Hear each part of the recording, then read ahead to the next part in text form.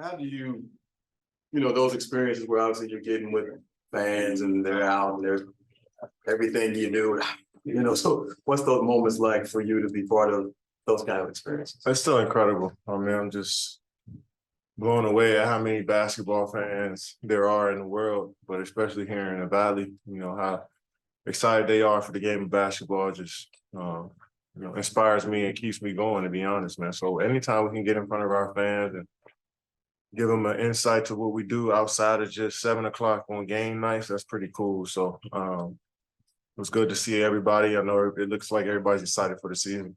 Curious, just through training camp and now the preseason games, what's your overall assessment of how it's going, the progress, and those type of things? It's early, man. Like, we got a long trek ahead of us, so I think we've been stacking great days, though, so I don't want to look up and see what the progress is. I just want to keep going, keep stacking, and I'm sure, quarter away through the season, third through the season, I'm sure we'll figure out what our true identity really is, so.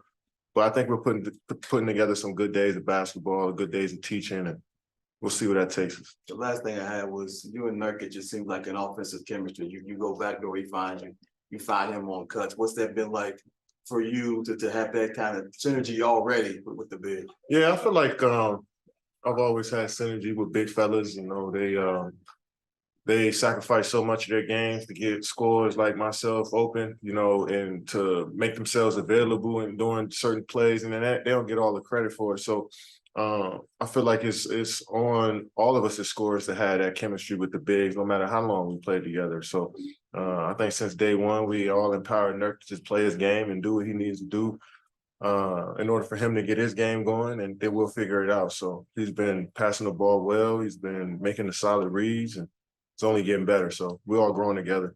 To go off what Dwayne was asking about, how important is that second side going to be with him when you got Brad and both on one side and you two working it on the other? Yeah, modern day defenses are too good just to play on one side. I think there's so much athleticism and length in this league now that you got to be able to move the ball on different sides of the floor and have different attacks. So when you got, myself or Book or Brad or EG or Grayson on that backside, sometimes that can be dangerous for a defense, and that you tend to lose focus of that backside sometimes.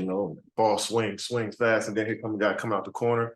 I think that's just great offense. I think every team wants that. You've been on a lot of teams like this where there's 2 or 3 really dynamic scorers on the floor. How long into the season does it take you to kind of assess the way teams are traditionally guarding you, or does it change on a night-to-night basis? Yeah, I mean, it may change. It depends on the coaches you're playing against. But I think the best part about what we're doing is we're preparing for anything, being able to play against multiple defenses. And we got guys that can score on multiple, body types, longer, smaller guys, bigger, stronger guys. So we got the experience in doing that. It's just being prepared each night and being ready to play when the ball tips up.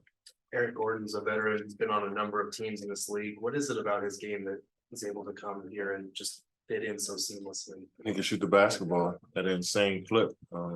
His whole career, that's been his MO, but he could do much more than that. Like you're saying, once you get a closer look at him, dribbling, handling the ball, bringing the ball up, being able to guard from 1 to 3. Sometimes maybe guard a 4 for a possession or 2, be strong and hold him up a little bit. So he's just a basketball player, to be honest. You can put him in 2 or 3 different positions. He's a veteran. He works like a veteran, and just grateful to have him and be around him every day. What did it mean to bring Bradley into the Say it again? What did it mean to bring Bradley into the fold? I mean, it's great. I mean, we're all coming into the fold, to be honest. It just all feels new with Coach here. This feels like a whole new team, obviously from last season. So we're all trying to figure things out together. So we're all just helping each other, to be honest.